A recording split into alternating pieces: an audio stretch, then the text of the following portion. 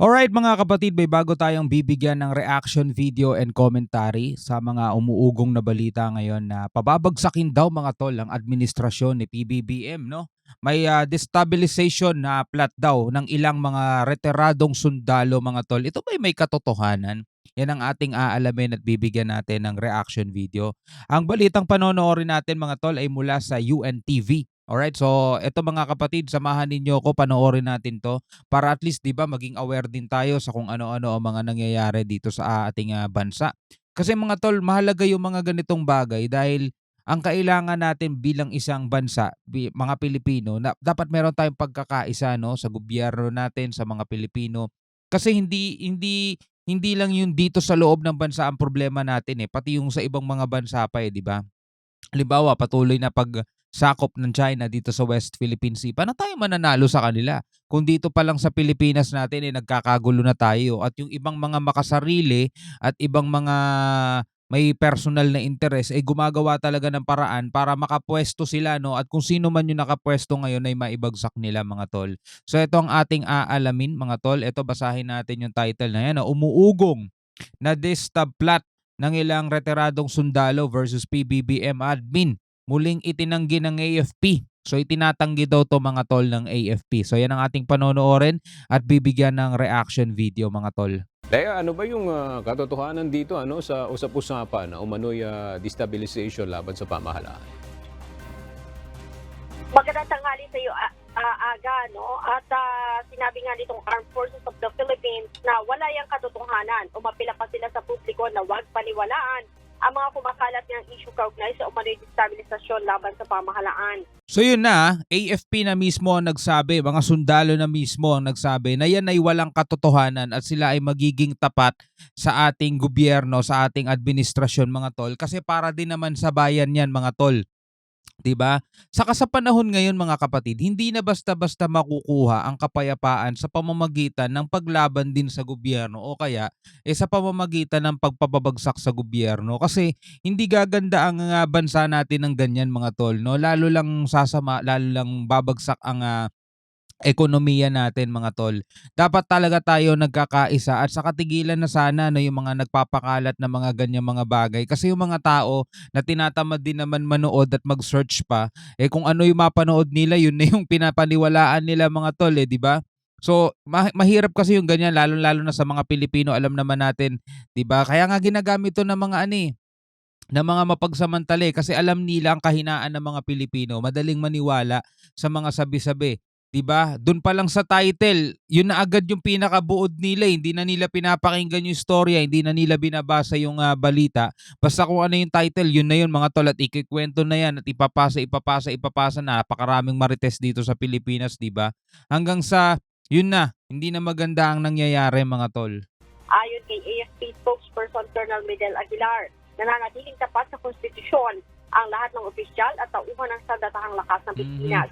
Kung mayroon man ani ang mga retiradong opisyal ng militar ang o nagpapahayag ng kanilang saloobin sa gobyerno, hindi ito sumasalamin sa buong organisasyon, lalo na't hindi na sila konektado dito. Okay. German Aga, ignargalang aniya nila ang pagpapahayag ng mga saloobin sa ngalan ng demokrasya. Okay, so kung meron man daw no na mga retirado, well, retirado na naman retired na. So hindi na daw yan sumasalamin sa buong organisasyon.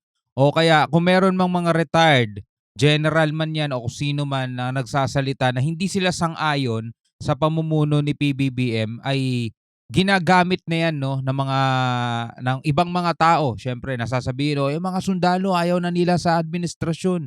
Ano na sila no, nagbabalak na sila na ibagsak ang huwag niyong babaliwalain ng mga sundalo, 'di ba? May mga ganyang nagsasalita pa 'di ba? Huwag niyong babaliwalain ng mga sundalo kahit retirado na 'yan, malakas pa rin ang koneksyon 'yan. 'Pag hindi na nila nagustuhan ng pamumuno ng isang presidente, kaya talagang ibabagsak na nila. Pero alam niyo mga 'to, wala namang perfect presidente. At saka kung nakikita ninyo naman mga tol, hindi man si PBBM yung inaasahan natin katulad nung umpisa pa lang nung eleksyon, 'di ba? Ang dami ng expectations natin. Hindi man gano'n mga tol, pero kung nakikita niyo naman wala naman siyang ginagawang masama na ikakabagsak ng bansa, 'di ba? Wala naman siyang ginagawa para ikabagsak ng ekonomiya. In fact, mga kapatid, 'di ba?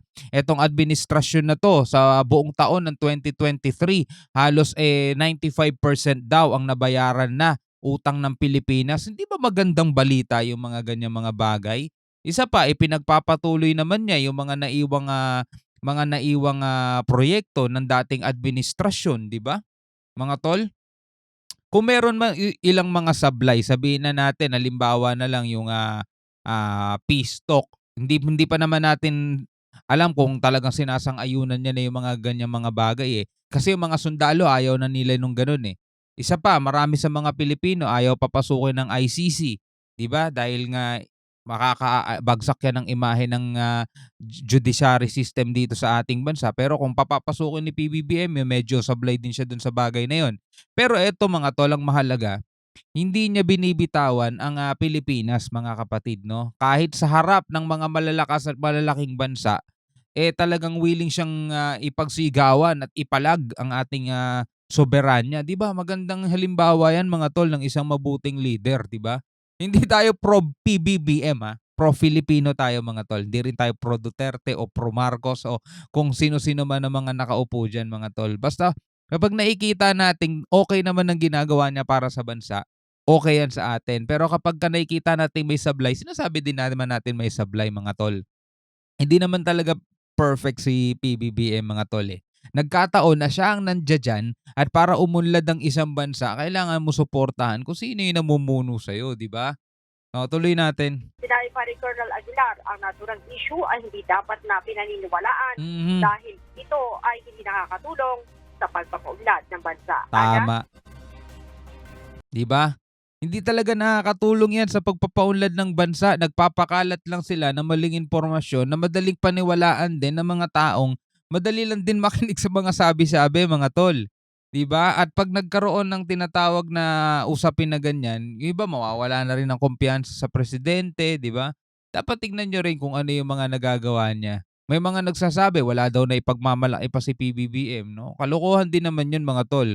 Kasi maganda rin naman yung mga lakad niya nitong nakaraan, 'di ba? May mga nag-pledge, may mga nagsabi na mag-i-invest dito. Well, gawain talaga ng presidente 'yan na pumunta sa iba't ibang mga bansa at makipag-usap sa iba't ibang mga leader at kumalap 'no ng mga investment para makatulong sa ating, bansang Pilipinas. Pero dun pa lang, 'di ba dun pa lang, sa halos 95% yung, debt program na kailangan bayaran ng 2023 ay nabayaran na 95% mga tol.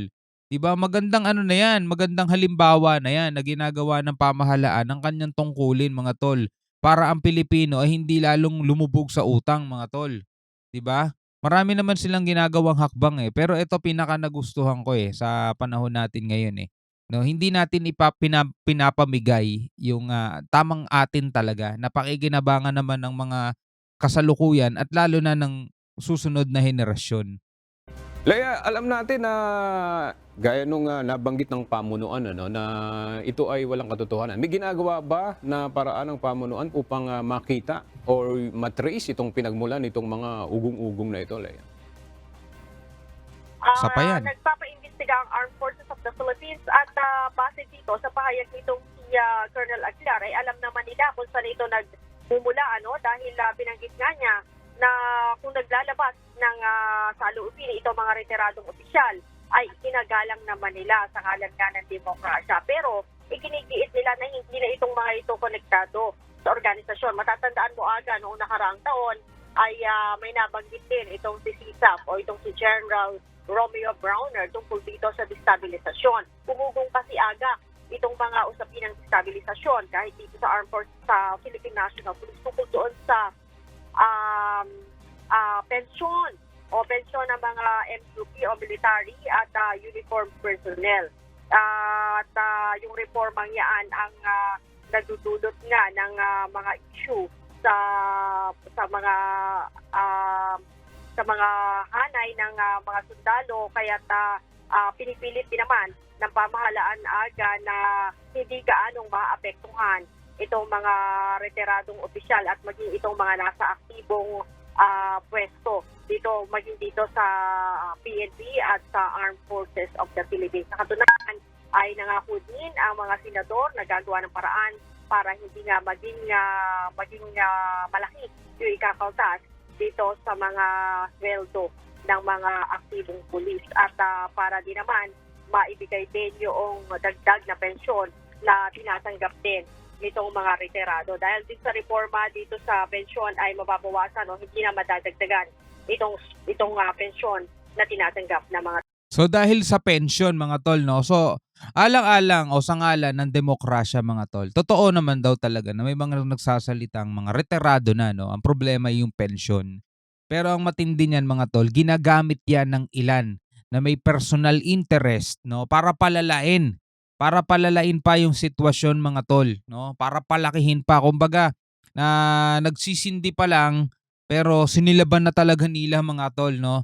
So, sa ngalan ng demokrasya mga tol, ginagalang nila yung mga saloobin ng ibang mga retiradong sundalo na, mga tol, ang reklamo daw is dahil sa pensyon. So, ginagawa naman ng paraan yan ng ating Senado daw yung reforma, di ba? So, pwede naman kasing pag-usapan ng maayos eh, di ba? Pwede naman gawan ng solusyon, gawan ng paraan. Pero ito nga nang nakakalungkot mga tol, dahil nga merong mga taong wala sa kapangyarihan ang gustong-gustong makabalik, no? Gustong-gustong pumuesto ulit o gustong-gusto talagang pumuesto do'n, sila ang gumagawa ng paraan para palalain pa, para palakihin pa yung mga usap-usapan na ganyan mga kapatid, no? Na hindi naman talaga nakakatulong sa ekonomiya ng ating bansa mga tol, no? Nababalewala kasi yung effort ng administrasyon sa kahit namang anong administrasyon mga tol, mapa Duterte, PBBM, Aquino o kahit na sino pa mga tol, no? Basta merong mga ganyang mga bagay, nasisira diskarte, no? Nasisira ang pagkakaisa. Kung meron mang pagkakaisa, wawasakin 'yun ng mga mga may personal na interest talaga na makaposisyon sa gobyerno. Hindi naman para sa bayan ng nila ang intensyon nila para sa pansariling kapakanan lang din naman 'di ba? Kasi kung para sa bayan talaga intensyon nila at wala sila sa kapangyarihan ngayon, gumawa sila ng paraan para suportahan ng gobyerno para mapaayos yung bayan natin, 'di ba? Hindi yung ganyan. 'Di ba? Ikaw bilang isang Pilipino, mga tol, ano ang masasabi mo dito sa videong napanood natin, mga kapatid, no? Pwede kang mag-iwan ng komento sa baba. Ikaw ba ay pabor sa pamumuno ngayon ni PBBM o isa ka rin sa mga gusto na siya ay bumagsak na lang o bumaba na lang at mas gusto mo yung mga naunang administrasyon o palitan na siya ngayon, no? Ano sa tingin mo? Comment ka na lang sa baba, mga tol. Pag-usapan natin yan sa comment section. Hanggang sa muli, ako nga pala si Shobal D. Peace out.